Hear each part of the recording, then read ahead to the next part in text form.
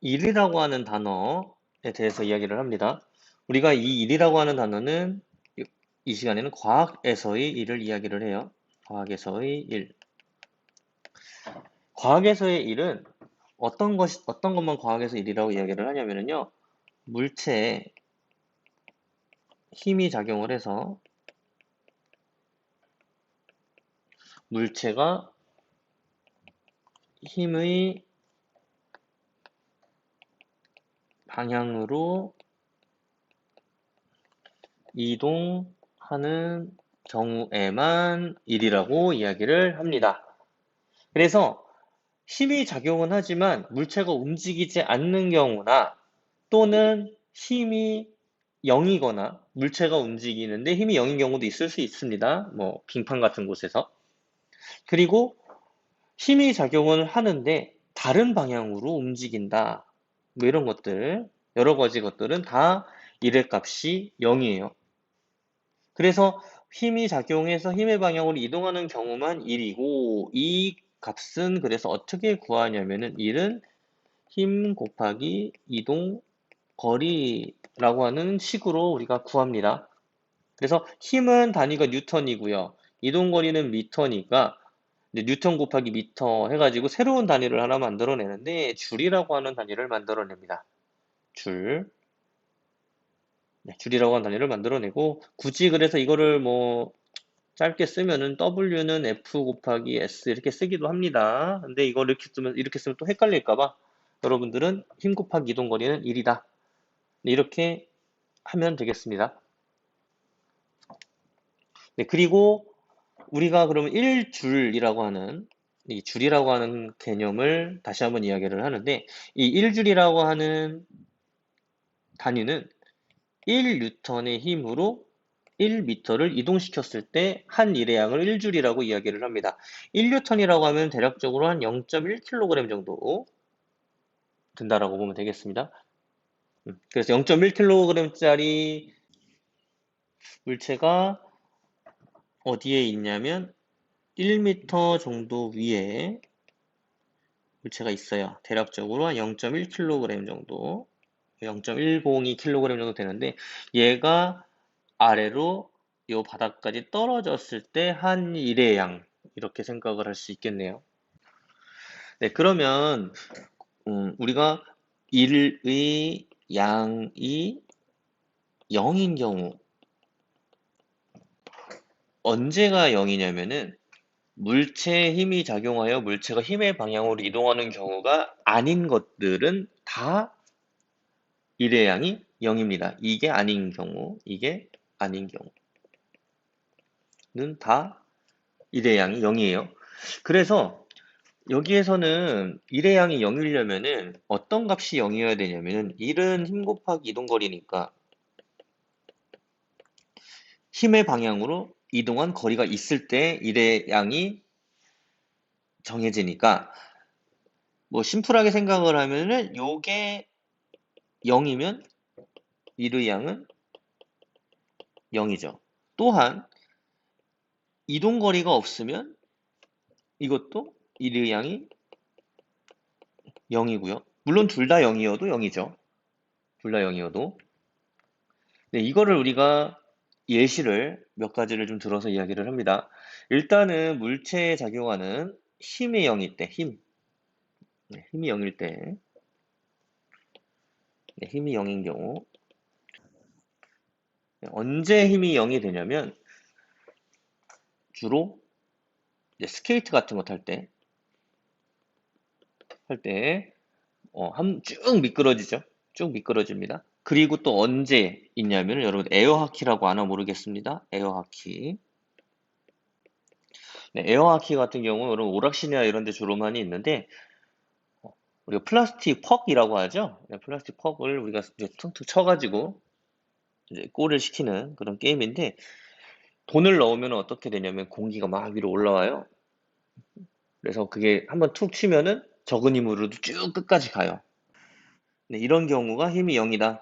네, 그리고 이야기를 이건 안 했는데 네, 등속 운동을 하는 경우에도 힘이 0입니다. 힘이 0이에요. 속력이 일정한 운동은 외부에서 아무런 힘을 가하지 않은 경우에 등속 운동을 하거든요. 그렇다 보니까 이때도 힘이 0인 경우. 그러면은 이때는 다 일의 양이 0이 되겠죠. 네, 그리고 두 번째, 이동거리가 0인 경우. 이동거리가 0인 경우. 내가 아무리 세게 밀어도 뭐를 세게 미느냐? 주변에 있는 벽을 한번 세게 한번 밀어보세요. 1시간 동안 밀었다고 한번 생각을 해보겠습니다. 예, 벽을 1시간 동안 밀었어요. 그러면은 나는 힘을 1시간 동안 벽에다 줬지만 벽이 안 움직이죠. 그러면 이때는 이동거리가 0이기 때문에 일의 양은 0이다. 네, 그리고 어떤 경우가 있냐면은 힘의 방향과 이동 방향이 수직인 경우, 예, 수직 표시입니다, 이거.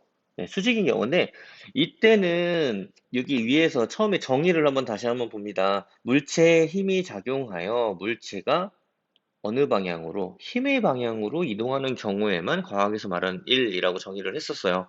그러니까 힘의 방향과 이동 방향이 다르면 이때는 결국은 이동 방향으로, 이동은 했지만 이동 방향으로 이동거리가 생기지 않은 것이기 때문에 결국은 뭐가 0이냐? 이동거리가 0이다. 이 상황도 이동거리가 0이다. 결과적으로 일의 양은 0이다.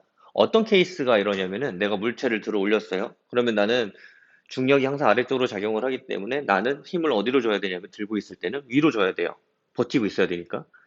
그런데 내가 이동을 앞으로 이동을 한 거야. 이동을. 네, 그런 경우 내가 물체를 드는 것까지는 일을 한 게 맞아. 그런데 그 든 물체를 가지고 옆으로, 앞으로 힘의 방향과 상관없는 특히 수직인 방향으로 이동을 했을 때 이때 일의 양이 0이다. 이렇게 이야기를 할 수 있습니다. 네, 그리고 우리가 L은 힘 곱하기 이동거리라는 거 적어 놓고서 이야기를 하겠습니다. 힘 곱하기 이동거리인데 우리가 힘이라고 하는 것을 일정하게 유지를 시켜서 쭉 운동을 하면 좋은데 꼭 그렇지만은 않아요. 그래서 그래프를 한번 그려보면은 이런 그래프들도 있을 수 있어요. 이동거리가 이렇게 정해지고요. 힘이 이렇게 정해지는데 여기서 1m, 2m, 3m 이렇게 가는데요. 갔어, 3m만큼. 근데 힘이 여기 50이고 100이에요. 그래서 1m부터 2m까지는 100만큼 힘을 줘서 갔어. 그리고 2m에서 3m는 50m만큼의 힘을 줘서 갔어요. 그럼 이때 한 일의 양을 어떻게 구하겠느냐? 뭐가 달라졌습니까? 지금 힘의 크기가 달라졌잖아요. 그럼 이런 거 같은 경우는 이제 어떻게 구하면 되냐면은 이거 요 그래프 한번 생각을 해볼게요. 요거 속력 시간 그래프가 있었어요. 그래서 이런 식으로 손이 될 때 만약에 4초만큼 지났다. 그럼 이때까지 4초만큼 갔을 때의 이동거리를 구해라. 어떤 식으로 여러분들이 구했었냐면은 이런 식으로 구했었어요. 여기에 있는 면적을 구했었어. 면적이 의미하는 게 뭐였었냐면은 속력 곱하기 시간은 거리잖아요. 그래서 총 이동 거리였죠. 면적이 의미하는 게. 네, 거리는 속력 곱하기 시간이니까. 여기에서도 한번 따져봅니다. 우리가 힘이라고 하는 것은 이동거리가 곱해지면서 뭐를 한다, 일을 한다라고 이야기를 했죠. 그러면은 속력은 어디에 해당하냐면은 힘과 속력이 매치가 되고 이동거리와 시간이 매치가 되는 그래프에서 그러면은 면적이 의미하는 게 뭐겠습니까? 여기에서는 이 면적이 의미하는 것